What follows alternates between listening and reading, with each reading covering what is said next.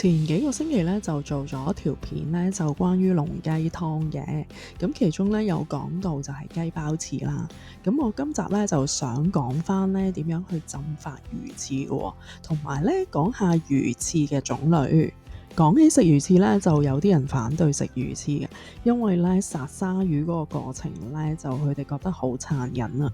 呢個課題咧就好具爭議性啦，咁但係我從一個傳統食物咧喺啲皇帝嗰度流傳落嚟，仍然保留翻喺我哋廣東食物入面呢，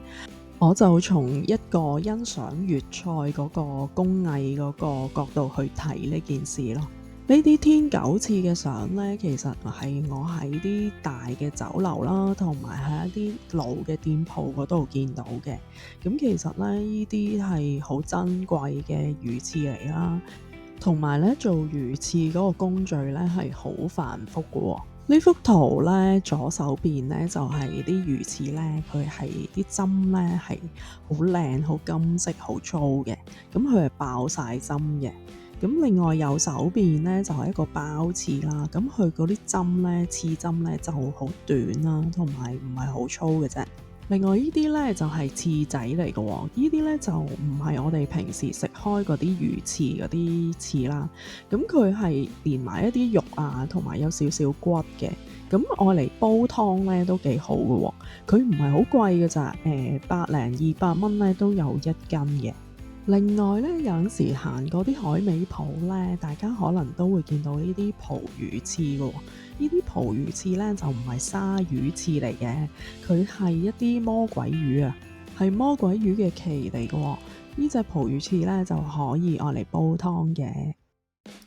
我就唔係食魚翅嘅專家啦，不過呢，我就做咗少少資料搜集喎。我哋成日聽到哇，海虎翅呢原來係虎鯊嘅魚鰭嚟嘅喎，而天九翅呢就係老鯊同埋鯨鯊嘅魚鰭嚟嘅。咁群翅呢就係泥頭瑤嘅鯊魚啦。繭翅咧就係東南亞同埋日本一啲鯊魚嚟嘅。虎鯊、老鯊、鯨鯊同埋泥頭瑤咧，佢係一啲比較大型嘅鯊魚嚟嘅，所以佢哋啲魚翅咧就好大塊嘅。因為啲鯊魚咧都比較巨型啦，同埋好罕見啦，所以呢啲魚翅咧嗰個價錢咧係超級貴嘅。其中表姐咧就當然係天九翅啦，因為佢個鯊魚咧就係比較巨型嘅鯊魚嚟嘅，所以咧好多時咧你食咗一塊咧都唔會揾到有第二塊，同埋咧啲酒樓咧多數係保存落嚟去做一個擺喺窗廚嘅裝飾咯，我見到。而繭翅咧就比較普遍咁用喺我哋平時食嘅魚翅上面咯。除咗我哋頭先聽到嗰啲魚翅嗰啲名呢，咁坊間呢，我哋成日聽到有勾翅啦、包翅啦、生翅咁呢啲名嘅。咁其實呢啲名係咩嚟呢？就係鯊魚嘅唔同嘅部分嘅魚鰭嚟嘅。例如我哋成日聽到嘅金山勾翅呢，咁嗰啲勾翅係其實係鯊魚嘅尾部嚟嘅喎，佢嗰啲刺針呢，就比較粗啦。而我哋成日聽到嘅包翅啊、脊翅同埋排翅呢，就係鯊魚嘅背脊上面嘅鰭嚟嘅。而翅片、散翅、生翅呢，就係鯊魚嘅下邊嘅部分嘅魚鰭嚟嘅喎。頭先呢有提過金山勾翅啦，金山勾翅佢個翅針呢就比較粗，所以呢一般用嚟宴客呢，嗰個排場都會幾好嘅。價錢方面呢，我見到就係700寸左右嘅金山勾翅呢，大約要3-4千蚊左右啦。咁我今次呢，就當然我冇買咁貴嘅魚翅啦，咁我就買咗一啲比較細嘅魚翅仔。咁我記得好似都係700幾800蚊1斤嘅。影片入邊左手邊嗰隻呢，就係一啲翅仔嚟嘅，咁我頭先講過就係佢會連埋骨啦，同埋一啲肉嘅，就比較啱愛嚟煲湯咯。不過佢哋就會比較腥嘅，所以呢浸發嗰個程序呢，就要有少少技巧啦。今日咧我就示範右手邊呢個翅仔咯，咁你見到咧其實佢都會有少少肉嘅，咁佢翅針咧就唔係好長同埋唔係好粗嘅啫，咁就啱一般家庭食啦，我就覺得。一般浸發海味乾貨呢，就有鮑魚啦、魚翅啦、海參同埋花膠嘅。我覺得最容易發嘅呢，就係花膠，最難發嘅呢，就係魚翅，因為魚翅嗰隻腥味呢係更加重啦，同埋佢有少少亞蒙尼亞味嘅。咁而鮑魚呢，我就覺得比較容易發，不過呢，要煮得好食呢，就個烹飪技巧呢，就更加重要啦。我自己覺得咧，浸發魚翅嗰個方法咧，就唔可以用翻花膠咧先蒸後浸嗰個方法嘅，因為魚翅咧本身佢有好重嘅腥味啦，同埋佢一陣亞蒙尼亞味嘅，所以咧我哋要用水咧去清除咗嗰啲味道先，咁就要煲滾水啦，跟住落薑、落燒酒或者係落玉冰燒啦，跟住就放啲魚翅落去滾大約15分鐘啦，咁視乎翻你嗰個魚翅大細，如果你比較買啲大型嘅魚翅呢，咁就要滾耐啲，咁直至呢，你係聞到佢係冇乜味嘅，咁你先撈翻上嚟，跟住再攞去啤水咯。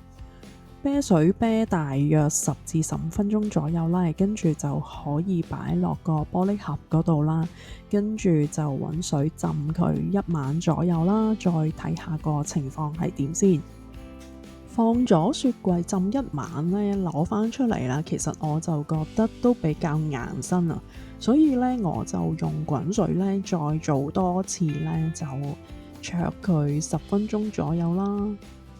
其實我覺得咧，浸發海味乾貨啦，同埋煮餸咧，就冇一本通書咧就可以講成點樣要落幾多，或者要煮幾耐，或者要浸幾耐嘅，係真係要靠嗰個人嘅經驗去摸嗰個食材咧，係做出嚟咯。咁而浸海味乾貨咧，我就覺得嗰個竅門咧就係浸完嗰個海味乾貨咧，同佢個食材咧未做乾貨之前嗰個狀況咧係差唔多嘅時候咧，我就覺得呢個乾貨咧係已經成功浸咗出嚟啦。滾咗啲魚翅之後咧，就可以放翻落個玻璃盒入邊嗰度繼續浸發啦，可以浸多佢1晚，再攞出嚟睇下嗰啲魚翅嗰啲針咧係散開咗未啦，同埋會唔會比較軟身啦？如果係仍然係都係未得嘅，咁咧就要換水啦，跟住再浸多1晚。浸好咗嘅魚翅呢，我就攞翻出嚟啦，就修飾翻嗰啲邊位。因為我買呢隻魚翅呢，佢唔係話太高級嗰隻魚翅啦，所以呢，佢都會掕到有少少肉啊、少少皮嘅。咁我就修飾翻邊嗰啲位呢，咁出嚟嗰個魚翅嗰個樣呢，就會靚少少咯。呢隻魚翅仔呢，就浸發好咯喎。我自己覺得咧，浸魚翅咧，其實都要少少心機啦。咁如果大家又想食魚翅，但係又唔想浸咧，其實都可以去翻西營盤咧嗰啲海味鋪賣魚翅啦。佢哋都有一啲幫客啦已經浸發好嘅魚翅嘅。我自己咧就中意喺屋企煮飯食嘅，因為我可以控制嗰個食物材料啦，同埋嗰個調味嗰個份量啦。咁就希望食得健康少少啦。